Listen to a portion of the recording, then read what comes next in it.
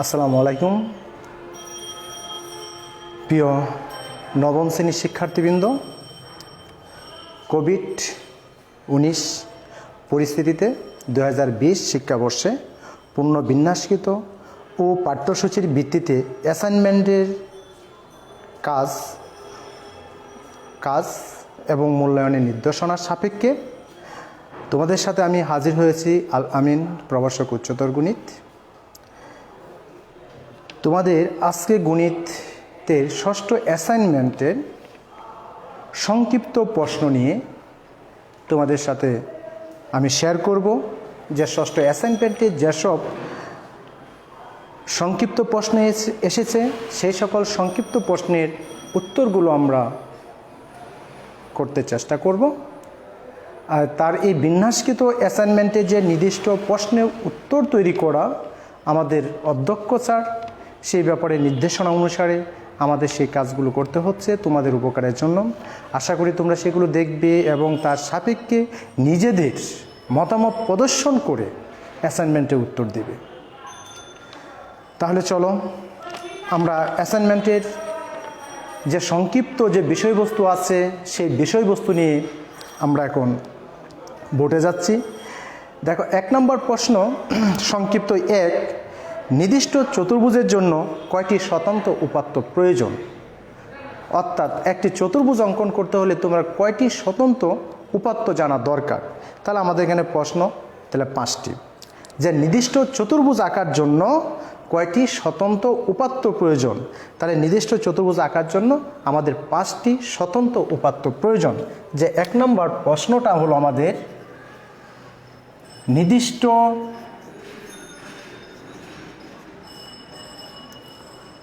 চতুর্ভুজ আঁকার জন্য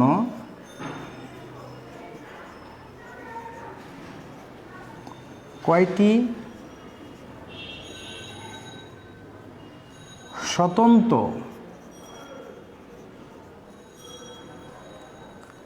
উপাত্ত প্রয়োজন?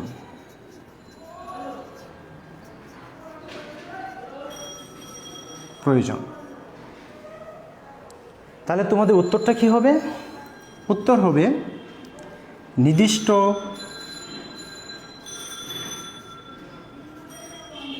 চতুর্ভুজ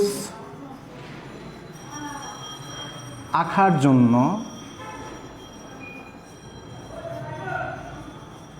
জন্য 5টি স্বতন্ত্র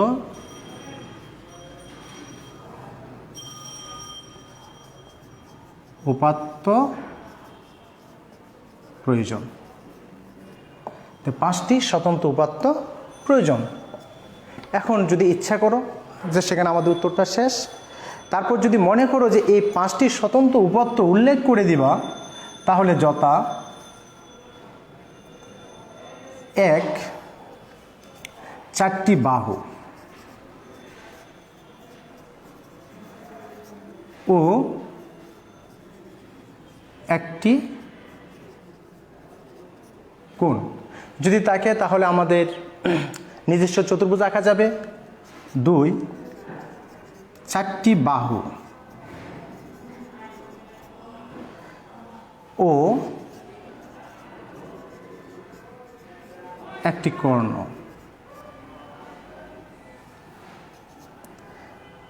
3, 3টি বাহু ও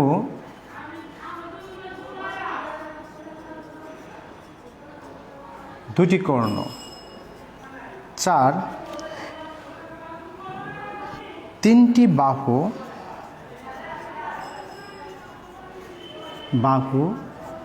ও এদের অন্তর্ভুক্ত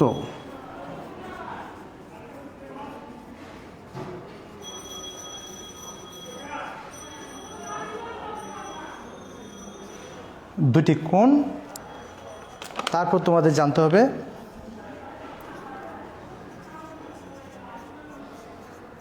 দুইটি বাহু ও 3টি কোণ।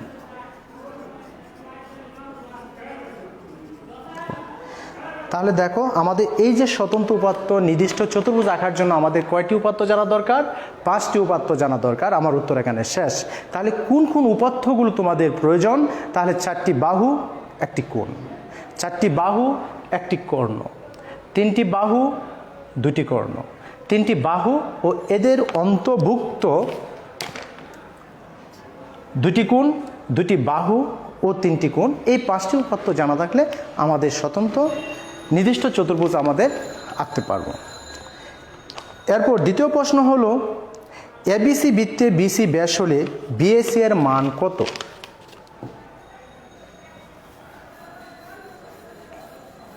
এখানে আমরা আলোচনা করছি সংক্ষিপ্ত প্রশ্ন 1 নিয়ে।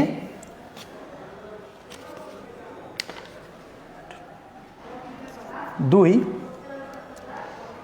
প্রশ্ন হলো, এবিসি বৃত্তে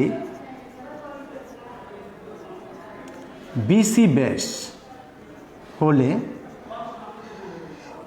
বিএসি এর মান কত?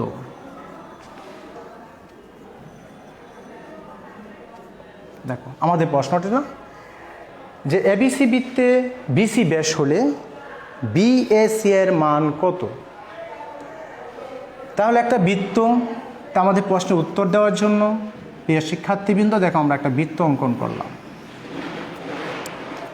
তাহলে একটা বৃত্তের কেন্দ্র আমরা ধরে নিলাম ও, তাহলে বিসিটা ব্যাস, আর এ কোণ, তাহলে বিএসি একটি কোণ। তাহলে আমাদের চিত্রের মধ্যে লক্ষ্য করলাম যে বি কোণের শীর্ষবিন্দুটা বৃত্তের উপর অবস্থিত, আর যেহেতু বিসি ব্যাস তাহলে এই বৃত্তটাকে দুটি সমান অংশে বিভক্ত করেছে। তাহলে এই সমান অংশে বিভক্ত করেছে, তাহলে বিসিকে আমরা বলতে পারি একটা অর্ধচাপ। যে চাপ বৃত্তটাকে সমান দুটি অংশে বিভক্ত করে তাকে অর্ধচাপ বলা হয়। আর অর্ধচাপ দ্বারা উৎপন্ন বৃত্তস্থ কোণ হলো এক সমকোণ। তাহলে এখন লক্ষ্য করো, আমাদের এই আলোকে যদি বলি, সেখানে যেহেতু আমাদের প্রশ্নে কেন্দ্র ও ছিল না, তাহলে আমরা এখানে মনে করে নিলাম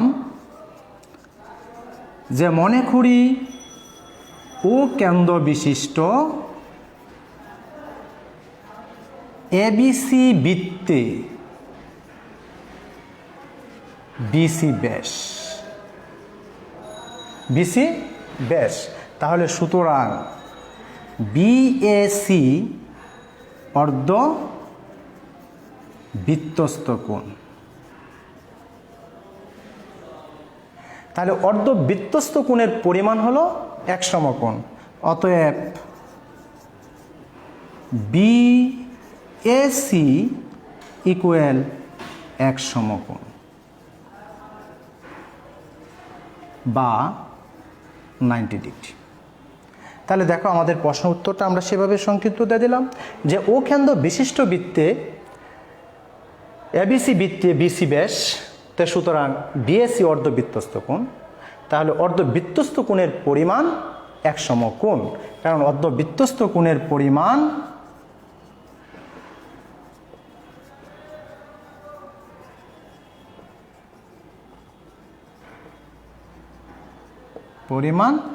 এক সমকোণ।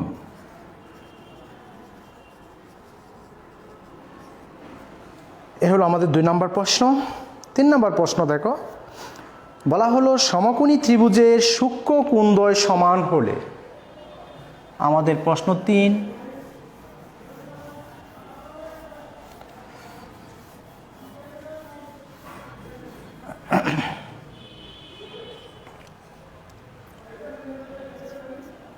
যে প্রশ্ন হলো সমকোণী ত্রিভুজের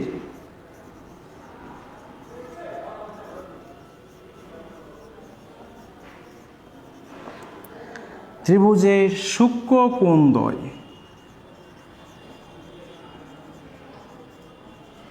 কোণদ্বয় সমান হলে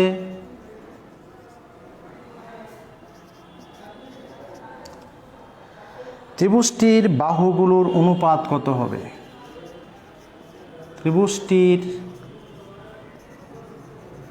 বাহুগুলোর অনুপাত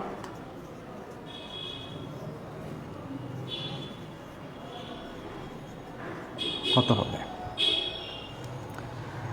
তাহলে দেখো আমাদের কি আসলো, যে সমকোণী ত্রিভুজের সূক্ষ্ম কোণদ্বয় সমান হলে ত্রিভুজটির বাহুগুলোর অনুপাত কত হবে। অর্থাৎ আমাদের সমকোণী ত্রিভুজের একটি কোণ সমকোণ, অপর দুটি কোণ হলো সূক্ষ্ম কোণ, আর এই সূক্ষ্ম কোণগুলোকে বলা হয় পূরক কোণ। তাহলে আমরা যদি একটা সমকোণী ত্রিভুজ আঁকি, উত্তর আমরা এবিসি একটি সমকোণী ত্রিভুজ অঙ্কন করলাম।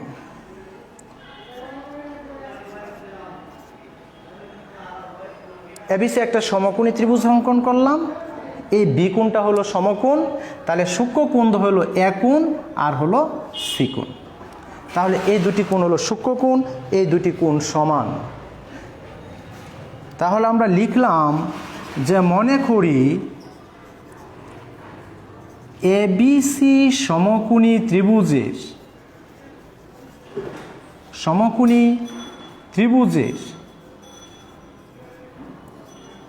বি এক সমকোণ।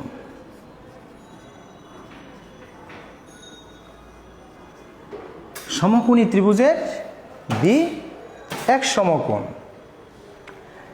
এবং সূক্ষ্ম কোণদ্বয়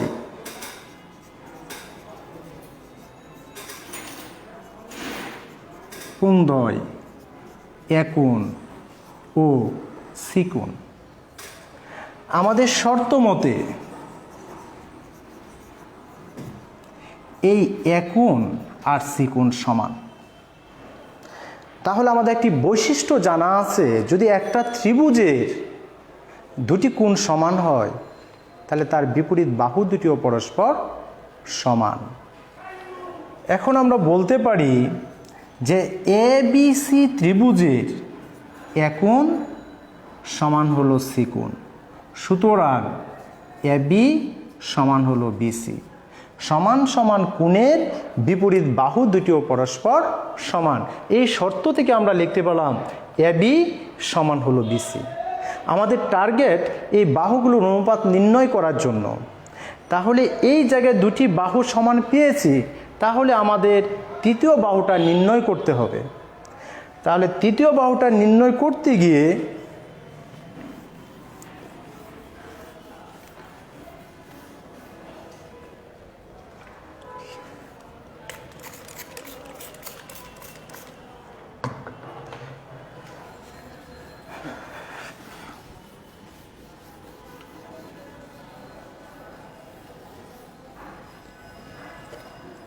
তাহলে লক্ষ্য করো, তৃতীয় বাহুটা নির্ণয় করতে গিয়ে আমরা ধরে নিলাম যে মনে করি বা ধরি এ বি সমান বিসি সমান হলো এ। তাহলে এবিসি ত্রিভুজের বি হলো 90 ডিগ্রি এবং অতিভুজ, তাহলে কি দাঁড়ালো, কোণের বিপরীত বাহুটা অতিভুজ। তাহলে পিথাগোরাসের উপপাদ্য অনুসারে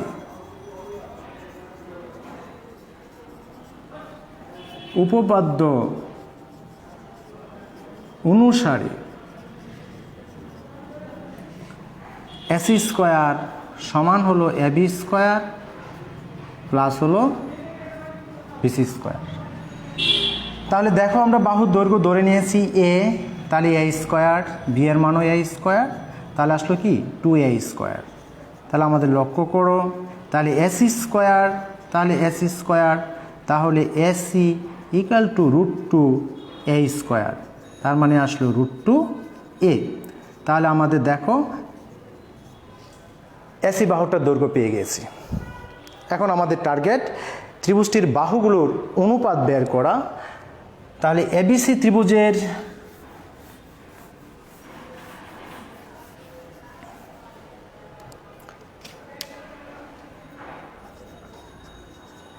ত্রিভুজের বাহুগুলোর অনুপাত সমান এবি অনুপাত বিসি অনুপাত এসি। তাহলে দেখো এ ধরে নিয়েছিলাম এ, আর এটার মান আসলো √2a। তাহলে প্রত্যেকটির মধ্যে কমন আছে, তাহলে অনুপাতকে একই সংখ্যা দ্বারা ভাগ করা যায়। সাধারণ যদি কমন থাকে প্রত্যেকটি অনুপাতকে আমরা এ দ্বারা ভাগ করে দিলাম।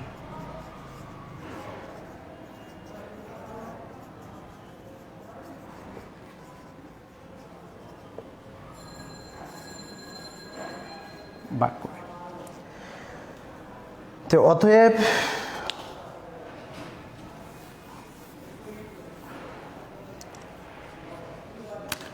অতএব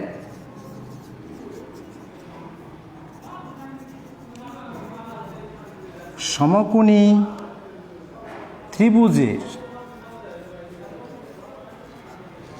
সূক্ষ্মকোণদ্বয়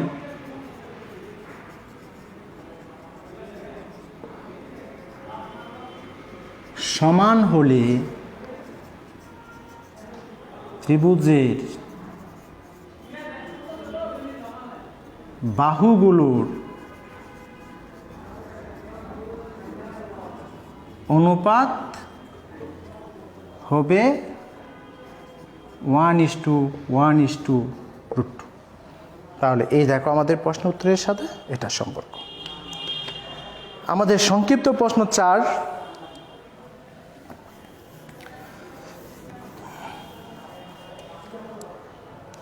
PQRS সামান্তরিকের PQRS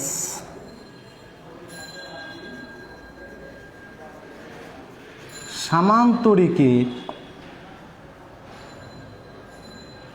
কিউ কোণ 95 ডিগ্রি হলে S মাইনাস আর কত? S মাইনাস আর কত?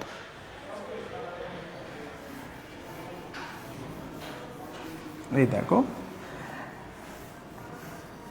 তাহলে আমাদের এই কোণটা আনতে হবে যে PQRS সামান্তরিকে কিউ 95 ডিগ্রি,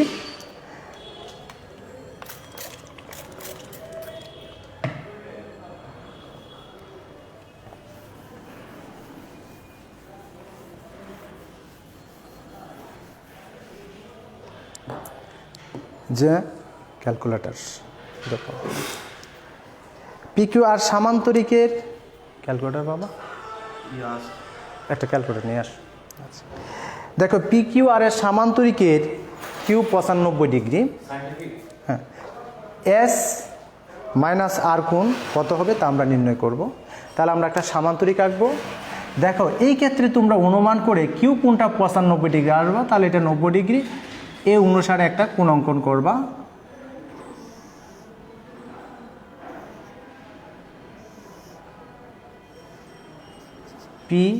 PQRS এই একটা সামান্তরিক অঙ্কন করবা। তোমরা এখানে 95 ডিগ্রি কোণটাকে নিয়ে চাঁদার সাহায্যে মেপে তারপর কাজটা করবে। তাহলে S কোণ মাইনাস আর কোণ কত হবে সেটা নির্ণয় করতে হবে। তাহলে আমাদের উত্তরে কি আসলো যে PQRS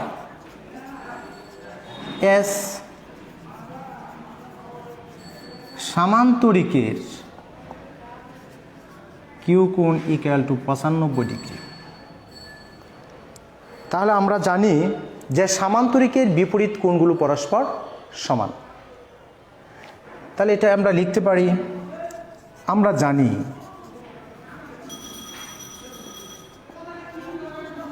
সামান্তরিকের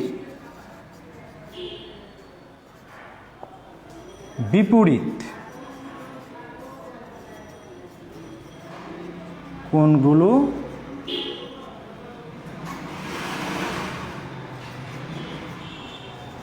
পরস্পর সমান। যে সামান্তরিকের বিপরীত কোণগুলো পরস্পর সমান, এটা হবে, এটা হবে যে সামান্তরিকের বিপরীত কোণগুলো পরস্পর সমান। এখন সুতরাং PQRS সামান্তরিকের P কোণ সমান হলো আর কোণ এবং কিউ কোণ সমান হলো S কোণ।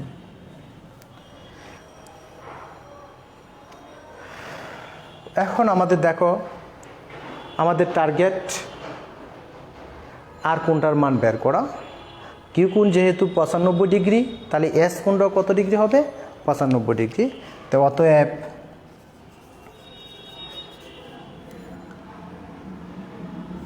S কোণ ইকুয়াল টু 95 ডিগ্রি।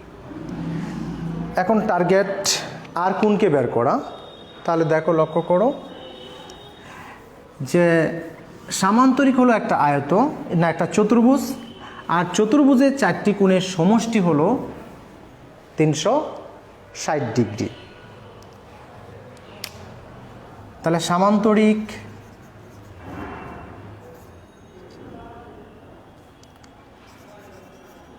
একটি চতুর্ভুজ, সুতরাং পি কোণ প্লাস কিউ কোণ প্লাস আর কোণ এস কোণ সমান হলো 360 ডিগ্রি। তাহলে এই 4টি কোণের সমষ্টি হলো 360 ডিগ্রি। তাহলে পি কোণের পরিবর্তে লিখতে পারি আর কোণ, কিউ কোণ 95 ডিগ্রি প্লাস আর কোণ এক্স কোণও 95 ডিগ্রি। তাহলে দেখো আমাদের 360 ডিগ্রি। তাহলে 2 আর কোণ, তাই 95 আর 95 যদি যুক্ত করি আমাদের কত আসবে? 190।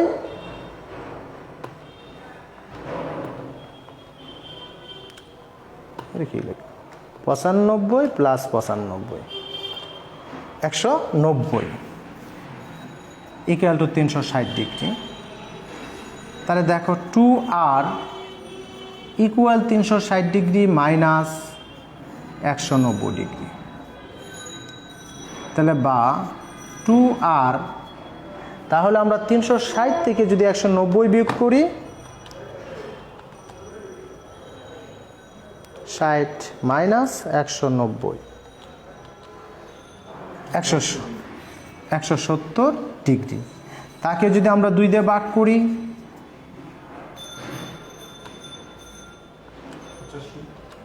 দেখো আসলো কত ডিগ্রি? 85 ডিগ্রি। তাহলে দেখো আমাদের আর কোণটা পেয়ে গেলাম। আর এস কোণ আমরা জানি, এস হলো 95 ডিগ্রি আর আর কোণ হলো 85 ডিগ্রি।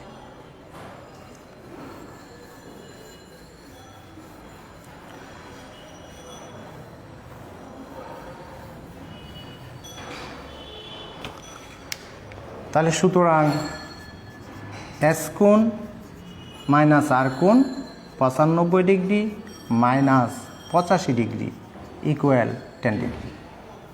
তাহলে দেখো আমাদের এস এবং এর মান কত? তাহলে নির্ণয় মান 10 ডিগ্রি।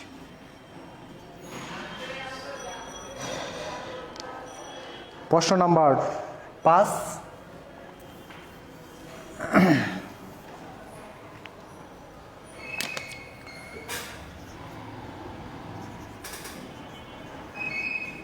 বৃত্তের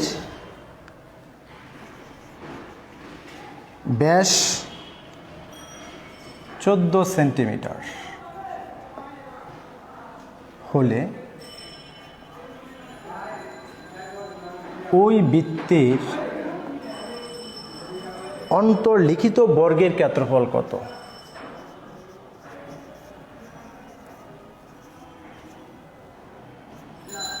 লিখিত বর্গের কত?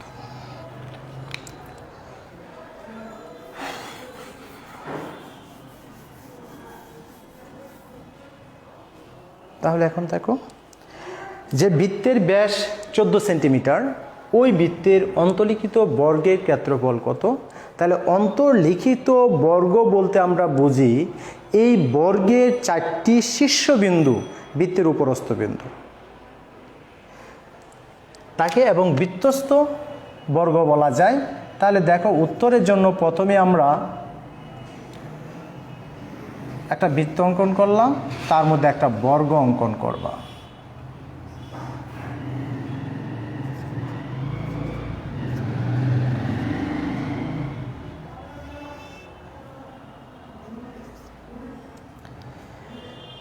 তাহলে উত্তরের ক্ষেত্রে আমরা ধরে নিলাম যে মনে করি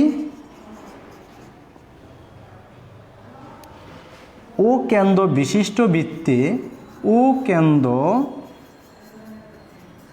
বিশিষ্ট বৃত্তে এ বি সি ডি একটি অন্তর্লিখিত বর্গ, একটি অন্তর্লিখিত বর্গ। তাহলে বর্গের চারটি শীর্ষবিন্দু কি? বৃত্তের উপর উপস্থিত। তাহলে আমরা বললাম ও কেন্দ্র বিশিষ্ট বৃত্তে এবিসিডি একটি অন্তর্লিখিত বর্গ। তাহলে বর্গের যে কর্ণ সেটা হবে বৃত্তের ব্যাস। কোনো বর্গ যদি বৃত্তের অন্তর্লিখিত হয়, ওই বর্গের কর্ণের দৈর্ঘ্য হয় বৃত্তের ব্যাসের সমান। যে দেওয়া আছে আমাদের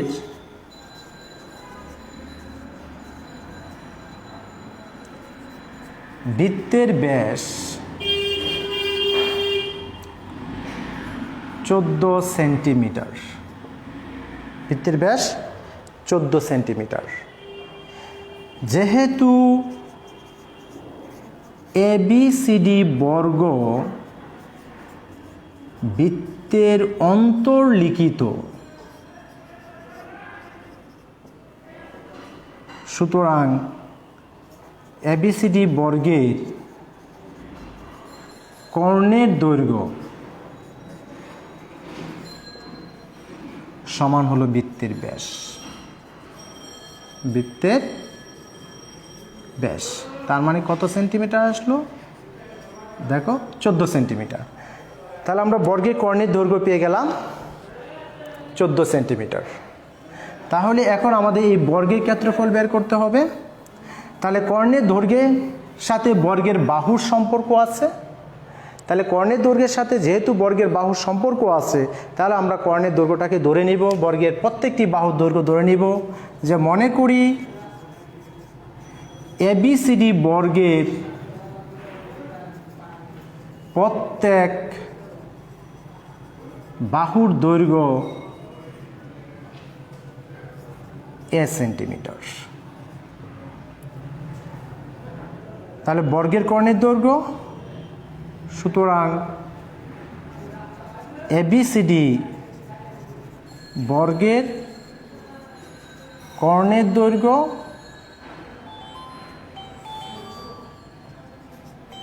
√2 এ সেন্টিমিটার। এবিসিডি বর্গের কর্ণের দৈর্ঘ্য হলো √2 এ সেন্টিমিটার। তাহলে √2 এ বর্গের, এখানে একটু লিখে নাও, বর্গের একটি কর্ণের দৈর্ঘ্য √2 এ সেন্টিমিটার। অতএব √2 এ ইকুয়াল টু হলো 14। তাহলে এ ইকুয়াল টু 14 বাই হলো √2 এবং তাকে লেখা যায় 7√2। সুতরাং এ বি সি ডি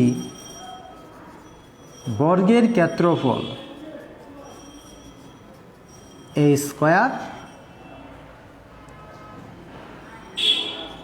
বর্গ সেন্টিমিটার সমান 7√2 স্কয়ার বর্গ সেন্টিমিটার। তাহলে কত আসে দেখো, 49 আর √2 স্কয়ার 98 বর্গ সেন্টিমিটার। তাহলে আমাদের কি আসলো? বৃত্তের অন্তর্লিখিত বর্গের ক্ষেত্রফল কত আসলো? নির্ণয়ে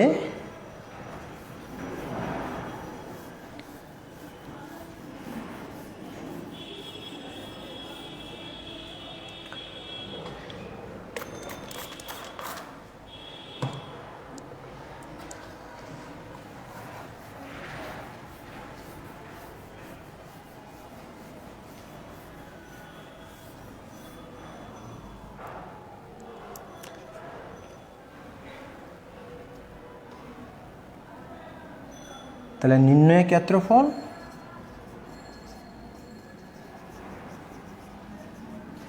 √98 বর্গ সেন্টিমিটার। তাহলে দেখো সংক্ষিপ্ত প্রশ্ন 1 আমাদের যে আলোচনা হয়েছে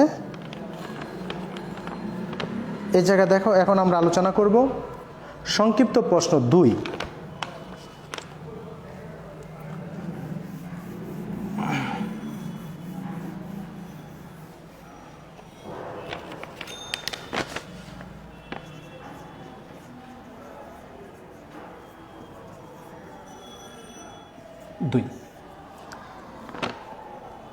তাহলে 1 নাম্বার দেখো কি আছে, 3x⁻⁻1 প্লাস 7y⁻⁻1 হোল -1 সমান কত? তাহলে দেখো এখন আমাদের এটা নির্ণয় করব হোল মাইনাস কত। তাহলে আমাদের এটা সূচক সম্পর্কিত। তাহলে এই প্রশ্নের উত্তর যদি আমরা দিতে চাই, 3x⁻⁻1 inverse 7y⁻⁻1 inverse equal to whole inverse. তাহলে দেখো সূচকের নিয়ম অনুসারে আমরা লিখতে পারি এক ইনভার্স সমান হলো 1/x প্লাস 7 ইন্টু 1/y। কারণ সূত্রটা কি হলো আমাদের, যে a⁻m ইনভার্স সমান হলো 1/a⁻m। এই তত্ত্বের আলোকে আমরা এটা লিখতে পারি। তাহলে এটা 3/x plus 7/y whole inverse. তাহলে আমাদের লসাগু হবে xy। তাহলে একে লেখা যায় 3y প্লাস হলো 7x হোল ইনভার্স। আবার এই একই নিয়ম অনুসারে দেখো লেখা যায় 3y প্লাস 7x বাই হলো xy।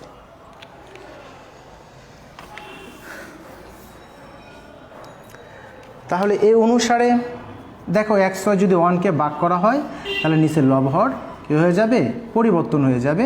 ইচ্ছা করলে আমরা সাজায় লিখতে পারি xy 7x প্লাস 3y। তাহলে সংক্ষিপ্ত প্রশ্ন 1 আমাদের আলোচনা হলো। তারপর দেখো 2,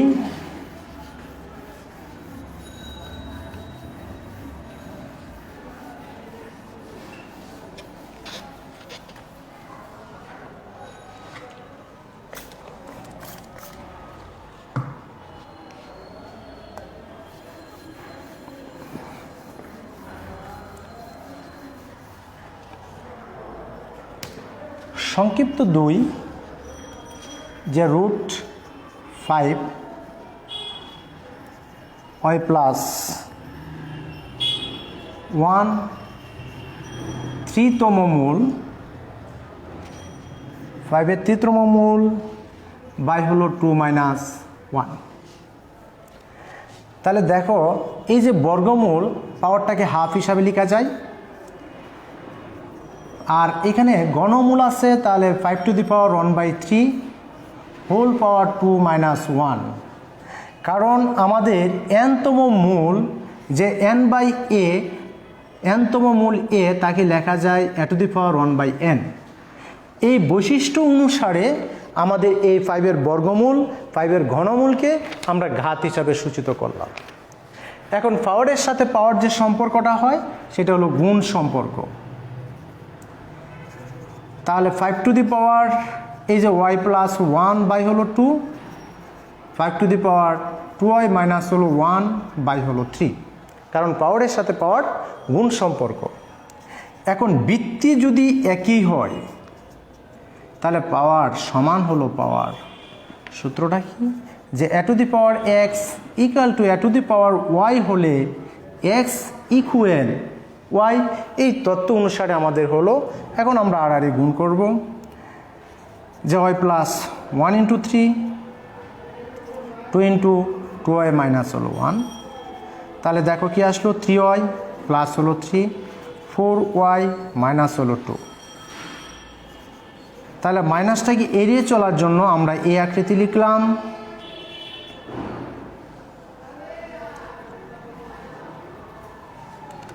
তাহলে 4y মাইনাস 3y 3 প্লাস হলো 2, সুতরাং y ইকুয়াল টু হলো 5। তাহলে আমাদের বলা হলো যে যদি এত হলে y এর মান নির্ণয় করো, তো নির্ণয় y এর মান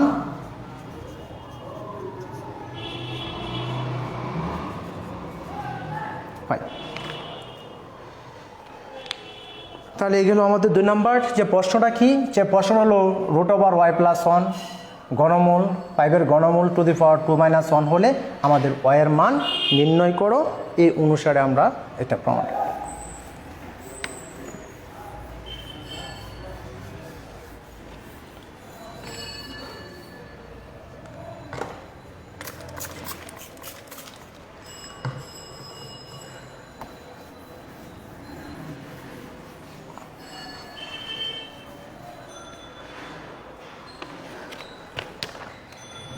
তিন,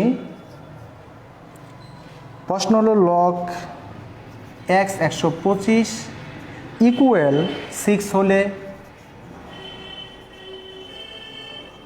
x এর মান কত? 6 হলে x এর মান কত? তাহলে উত্তর দেখো, লগ x 125 ইকুয়াল টু 6, তাকে লেখা যায় 125 equal to x to the power 6। কারণ আমাদের সূত্রটা কি, যে a to the power x equal যদি n হয়, x ইকুয়াল লগ a ভিত্তিক n, এই সূচকের ধারণা থেকে আমাদের লগের উৎপত্তি হয়েছে। এই জায়গায় আমাদের লগের সংজ্ঞা অনুসারে আমরা লিখতে পারি xকে, এই ঘাতটাকে n এর a ভিত্তিক লগ বলা হয়। এই সূত্র অনুসারে দেখো ভিত্তিটা আছে x, তাহলে পাশের সংখ্যাটার উপর পাওয়ার হলো, তাহলে এটা হলো আমাদের ঘাত। বা x টু দি পাওয়ার 6 125, 125কে লেখা যায় দেখো 5 কিউব। এখন আমার তো এখানে পাওয়ার 6 আছে, তাহলে পাওয়ার 6টাকে যদি করতে চাই, এই জায়গায় বর্গমূল দিলে পাওয়ার 6 হয়ে যাবে।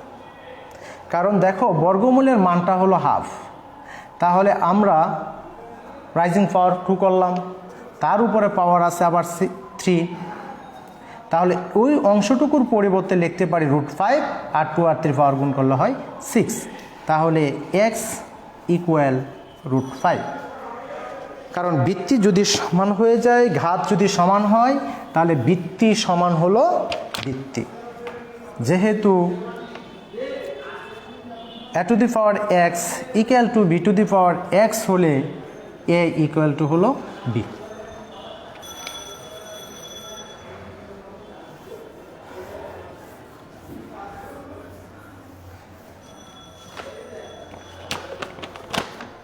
নাম্বার 4,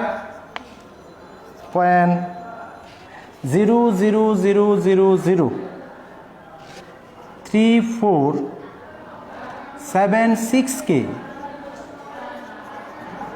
বৈজ্ঞানিক আকারে প্রকাশ করো। দেখো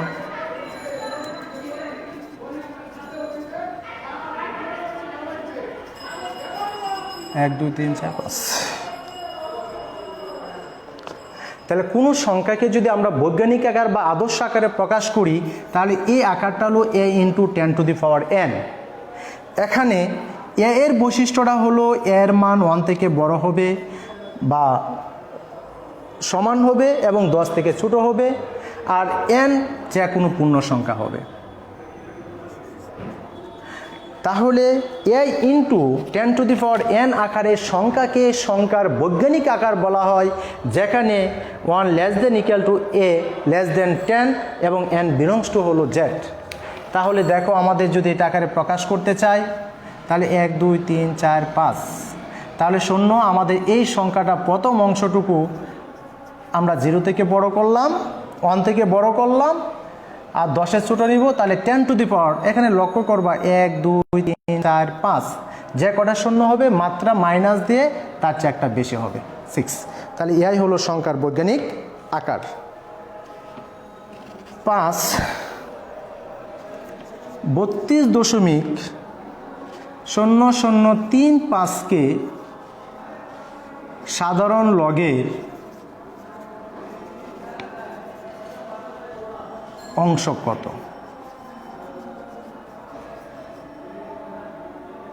কত? তাহলে লগের অংশ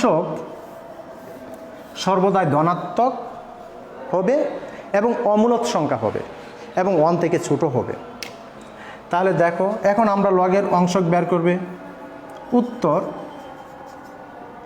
লগ 32.0035।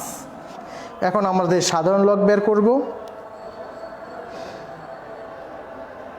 এই তোমার ক্যালকুলেটরটা দেও তো।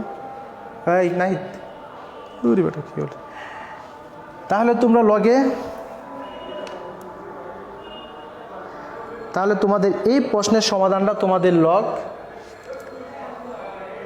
ক্যালকুলেটর লগে গিয়ে এই সংখ্যাটি চাপ দিবে, দেখবে তোমাদের অংশকের মান চলে আসবে। দশমিকের পরে যে সংখ্যাটুকু থাকবে সেটুকু হবে লগের অংশ, আর দশমিকের আগে যেটা থাকবে সেটা হলো পূর্ণ।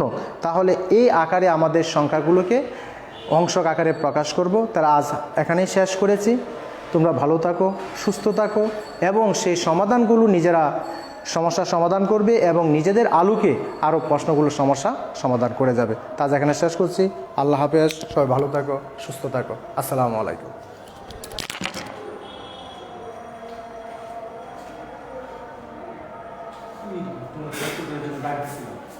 এটার মধ্যে এই অপশনটা